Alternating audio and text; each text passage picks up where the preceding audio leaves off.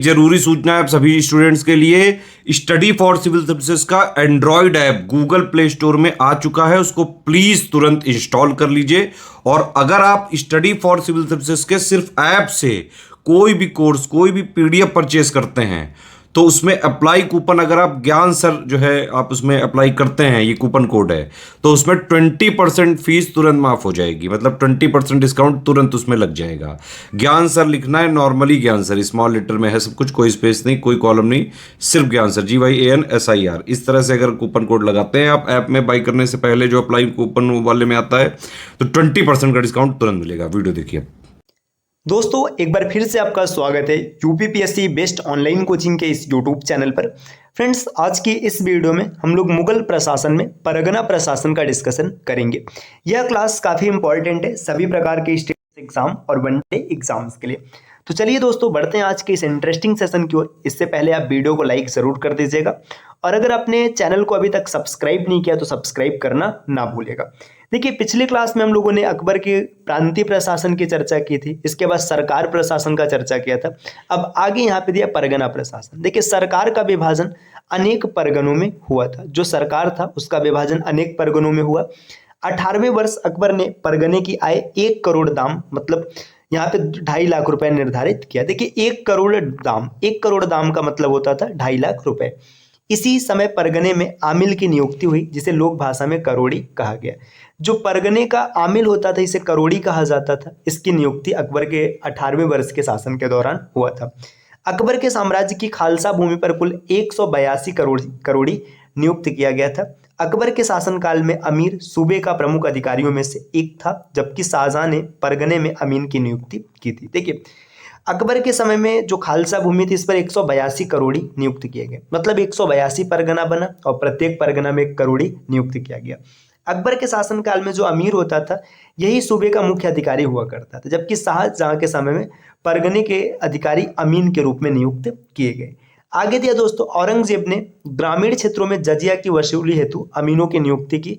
शाहजहां ने परगने में 2 या 2 से अधिक कानूनगो की नियुक्ति शुरू की, जिसे औरंगजेब ने बंद कराकर पुनः शेरशाह एवं अकबर की भांति एक कानूनगो की नियुक्ति करवाई। अब यहाँ पर कुछ प्रमुख अधिकारियों के नाम दिए जो परगने में शासन के लिए में प्रमुख भूमिका निभाते थे। पहला है सिकदार। यह परगने का प्रमुख अधिकारी होता था। परगने में शांति व्यवस्था के साथ साथ अपराधियों को दंडित करना इसका प्रमुख कार्य था। राजस्व की वसूली में यह आमिल की सहायता किया करता था। तो जो सिकदार होता था ये परगने का मुख्य अधिकारी होता था, और परगने में शांति बहाल करना इसकी जिम्मेदारी होती थी, और साथ ही साथ जो अपराधी होते थे उन्हें दंडित करना भी होता था। और राजस्व की वसूली के लिए ये आमिल की सहायता करता था। आगे है आमिल। आमिल मतलब करोड़ी। इसका मुख्य कार्य राजस्व को निर्धारित करना, वसूलना होता था। इसके लिए इसे गांव के कृषकों से प्रत्यक्ष संबंध बनाना होता था। इसे मुंसिफ के नाम से भी जाना जाता था। तो जो करोड़ी होते थे, जो जिसे कि आमिल भी कहते थे, इन्हें मुंसिफ के नाम से भी जाना जाता था। दोस्तों, आप यहाँ स्क्रीन पर कुछ नंबर देख पा रहे होंगे। अगर आप टीम के पेड कोर्सेज से जुड़ना चाहते हैं पीसीएस के कंप्लीट प्रिपरेशन के लिए, तो आप इन दिए गए नंबर पे कॉल या व्हाट्सएप करके टीम के पेड कोर्स से जुड़ने की प्रक्रिया समझ सकते हैं।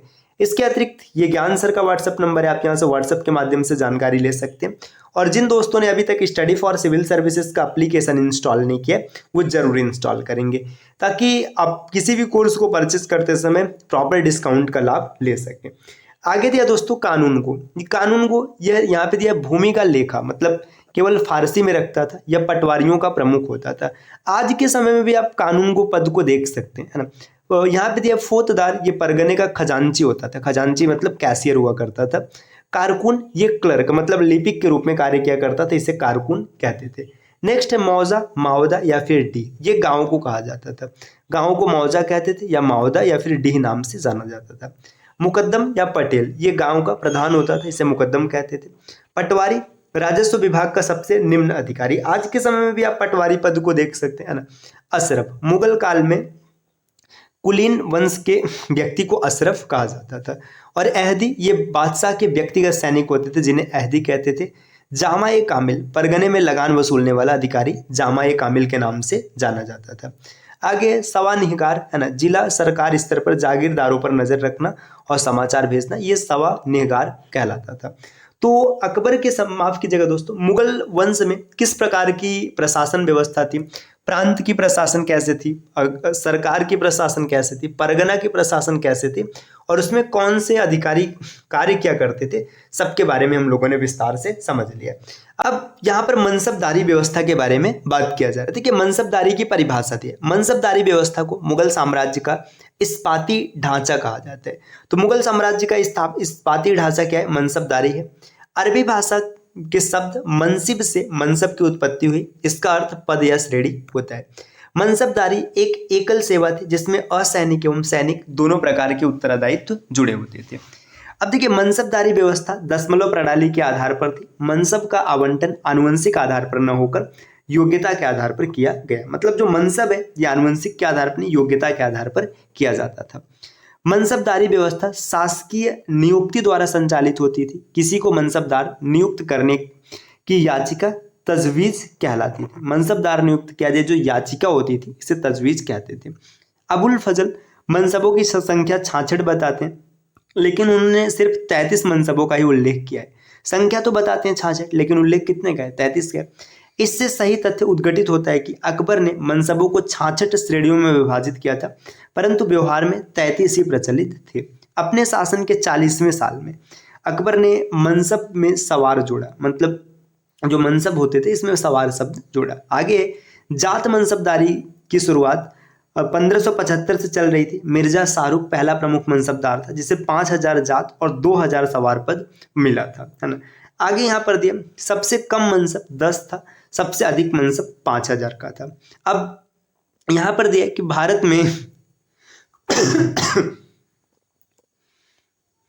में मनसबदारी व्यवस्था का संस्थापक कौन है, अकबर। जरूर याद रखिएगा।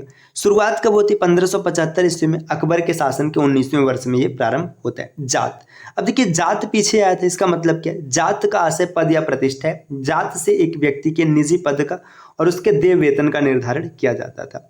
महत्वपूर्ण है कि मनसबदार का पद बिना सवार के तो हो सकता था, परंतु बिना जात के नहीं हो सकता था।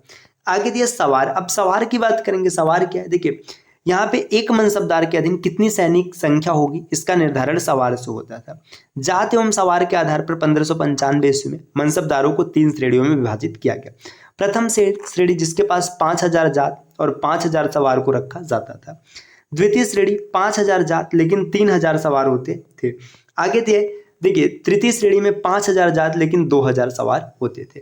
नेक्स्ट दिया मनसबदार। देखिए 10 से 500 का मनसब प्राप्त करने वालों को मनसबदार कहा जाता था। जहांगीर के काल में 1000 से नीचे के दर्जे के सभी धारकों को मनसबदार कहा गया, है ना।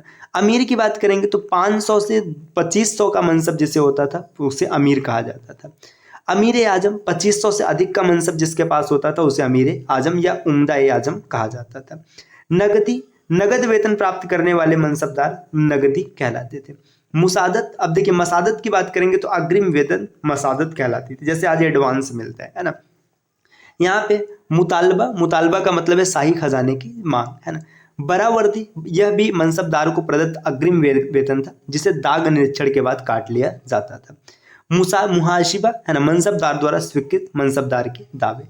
और यहाँ पे नेक्स्ट दिया तसीहा है मनसबदार के दावे के लिए नवीनीकृत प्रमाण पत्र। तो दोस्तों ये छोटी सी क्लास रही। अगली क्लास में हम लोग देखेंगे शाहजहां एवं मनसबदारी व्यवस्था, फिर औरंगजेब की मनसबदारी व्यवस्था कैसी होती है, एक एक करके विस्तार से सबके बारे में चर्चा करेंगे। दोस्तों अगर आप पीसीएस की कंप्लीट प्रिपरेशन करना चाहते हैं तो टीम के पेड कोर्सेज से जुड़ सकते हैं, जिसके लिए इन दिए गए नंबर पे आप कॉल या व्हाट्सएप करके जानकारी प्राप्त कर सकते हैं। ये ज्ञान सर का व्हाट्सएप नंबर है, आप यहाँ से व्हाट्सएप के माध्यम से जानकारी ले सकते हैं।